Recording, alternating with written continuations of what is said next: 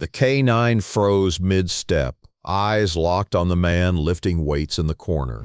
Moments later, his stance shifted, hackles rising, as if he sensed something no one else could see.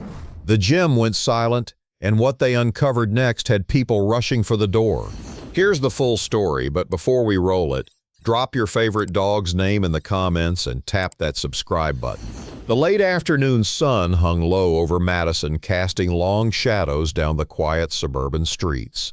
Inside the city's most popular fitness center, the rhythmic thud of weights and the low hum of treadmills filled the air.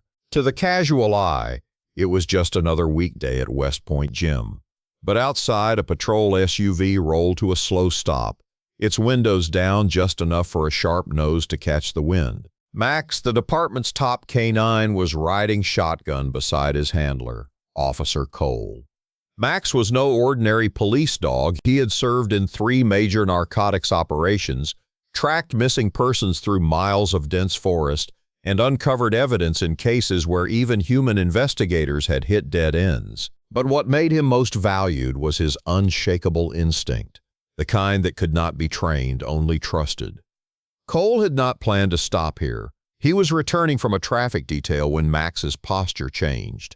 The dog's calm demeanor shifted into alertness. His ears pricked, nose twitching against the passing air. Then came the sound, a low, focused growl that Cole had learned never to ignore. It was Max's signal that something was wrong. Cole slowed the SUV, scanning the street. People were walking, cars were parked, nothing unusual.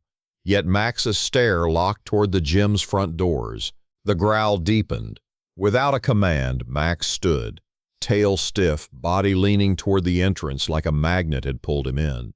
Cole followed protocol. He parked, clipped on Max's harness, and let the dog lead. The moment his paws hit the pavement, Max's focus narrowed further. He ignored passing pedestrians, ignored cars, ignored the sounds of weights clanging beyond the glass. His eyes were locked on something inside. As they reached the doors, a gust of air escaped from the building when someone exited. Max's reaction was immediate. His body stiffened, nostrils flared, and in a split second, his head swung toward the far corner of the gym where a man stood, loading plates onto a barbell. The man was tall, heavily muscled, his skin glistening with sweat. He had the build of someone who lived in this place, the kind who could bench press half his weight in his sleep. His tank top revealed arms knotted with veins, and his jaw clenched as he focused on his set. But Max was not watching his muscles. He was locked onto him like he had found the center of gravity in the entire room. Cole felt it immediately, the leash pulled tight, Max's body low, tail rigid. It was not an aggressive stance, but an unyielding one, the way he froze when he knew his target was right there. The gym owner, recognizing Cole from community events, approached curious. Cole kept his voice calm, his eyes on Max's body language. The dog's breathing had changed. His nose was catching something, a scent buried under layers of sweat, protein powder, and disinfectant. It was faint to human senses, but sharp to his. The man at the weights glanced over, noticing the uniform and the K9 in the doorway. His eyes lingered a second too long, and in that moment something flickered across his face. Not fear exactly, but a tightness in his expression, like he had been interrupted mid-thought. Cole noted it, but said nothing.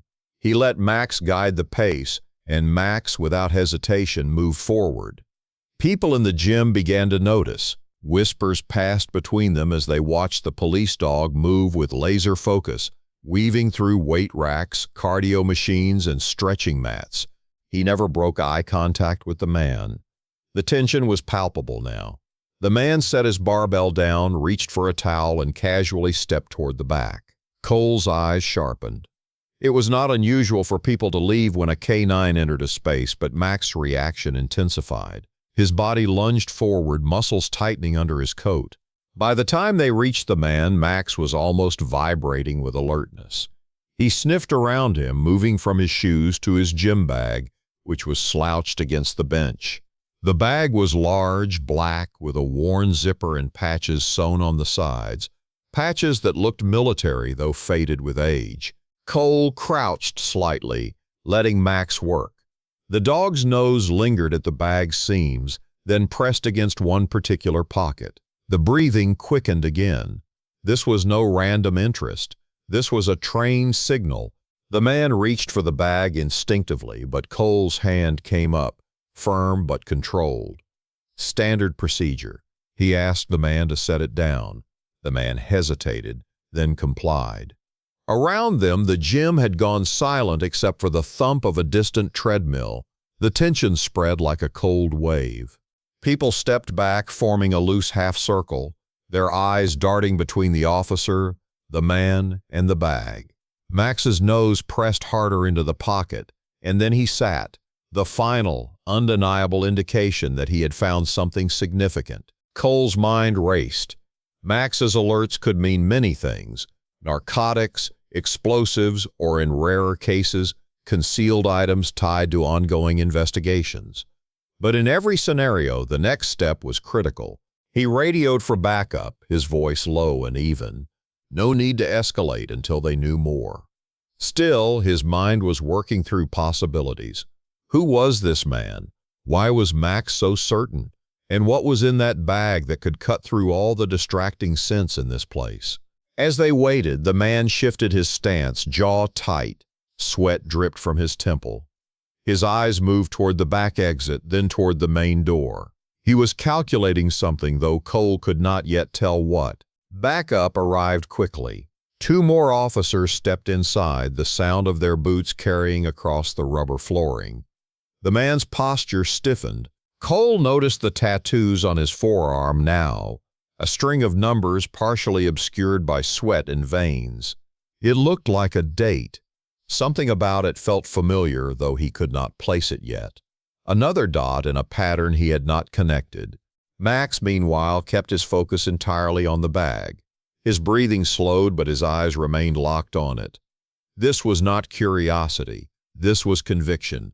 The officers moved in closer, and the man finally spoke, his voice low, barely audible over the hum of the air conditioning. But his words did not matter as much as his eyes. They were not panicked, but they held something deeper, a weight, maybe even a secret he had carried for too long.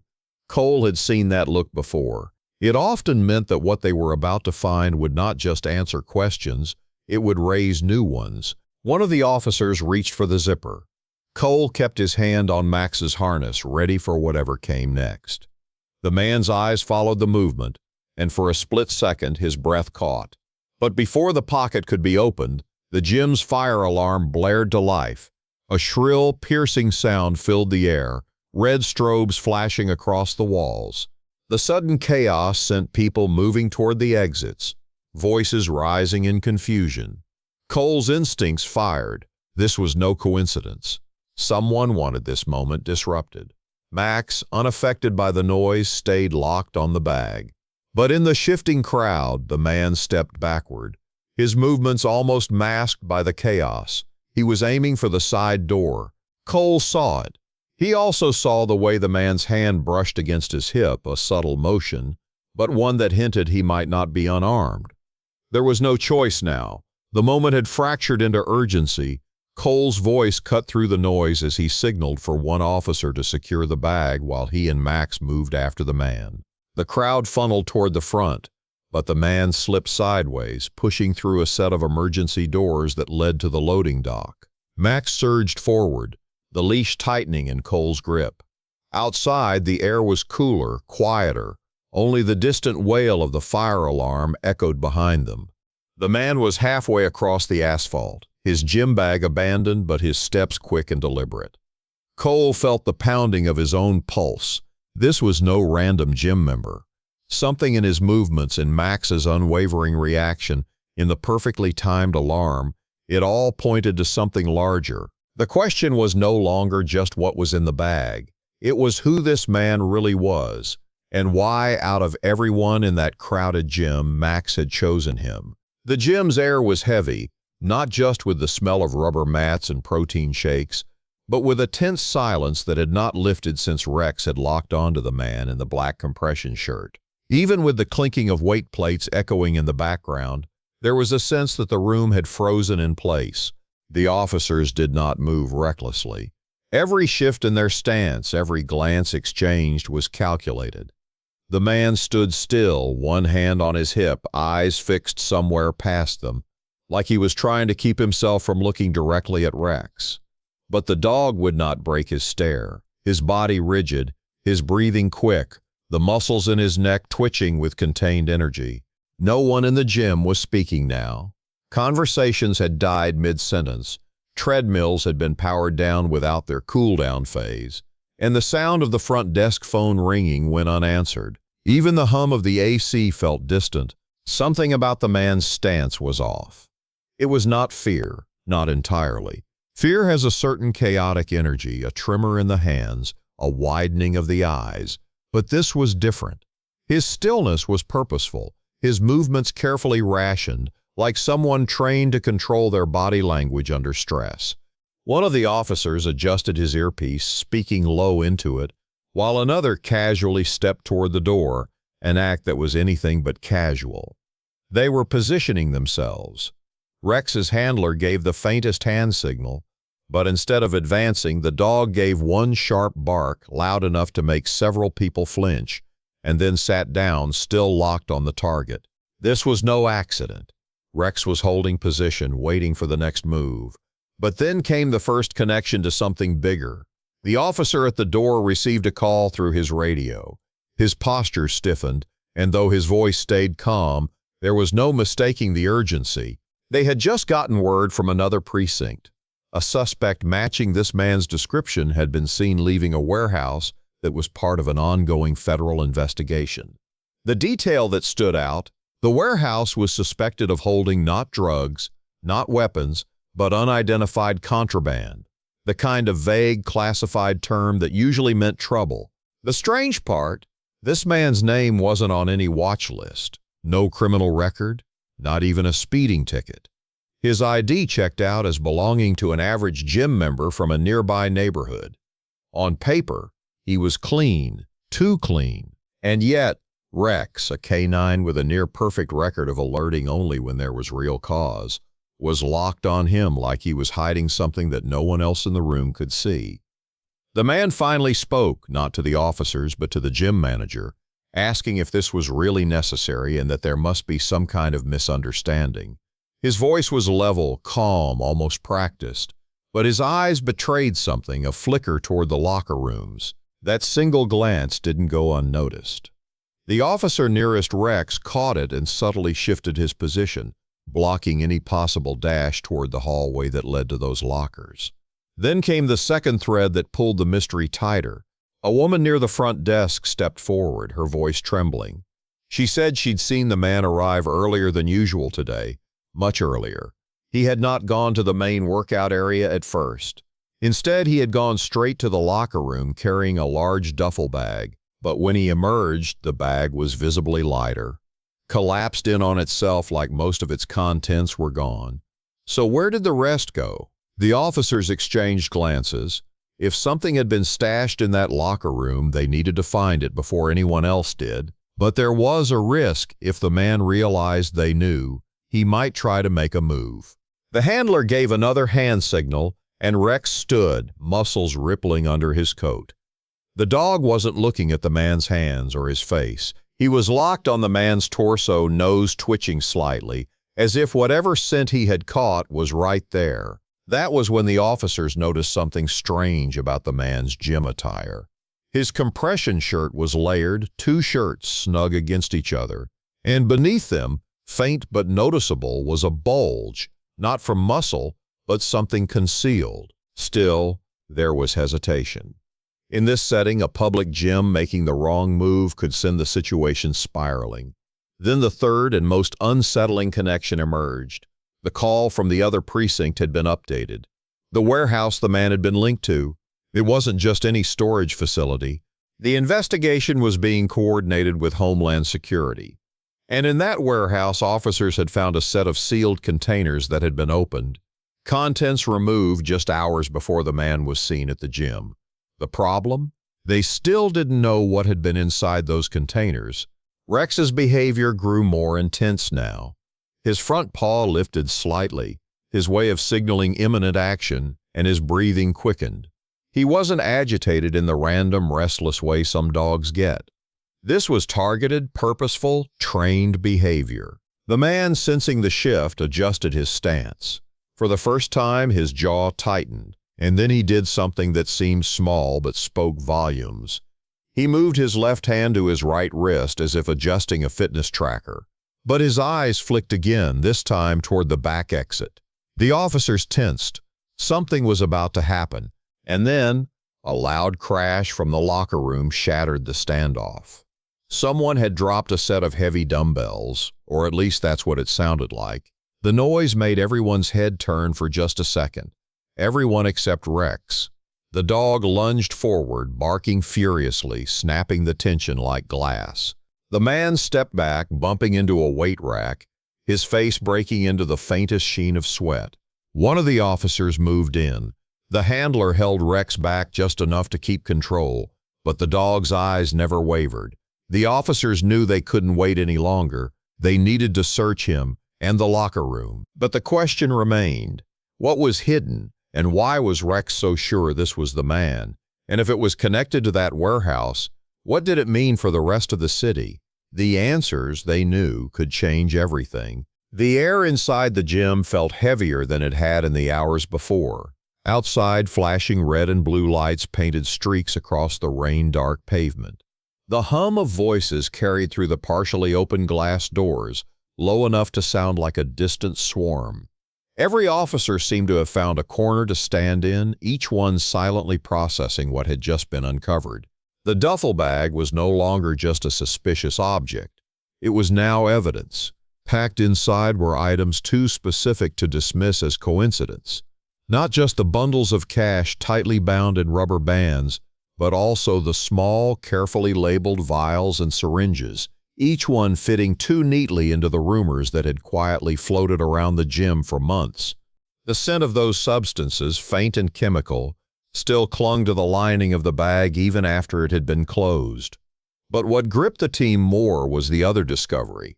A key ring, heavy with unfamiliar keys, and one metallic card that bore no obvious brand or logo. It looked like the kind of access pass that only unlocked doors most people did not know existed.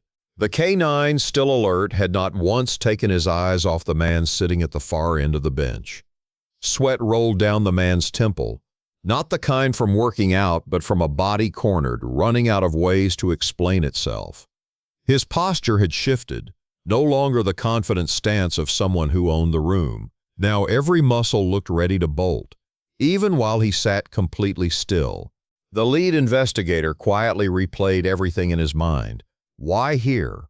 Why now? And why did this man show up today with this bag when the gym had been under casual watch for weeks without any incident? The answer began forming when they pieced together the smaller, almost invisible details. A parking ticket found earlier in the day, issued 2 towns over near a freight storage facility.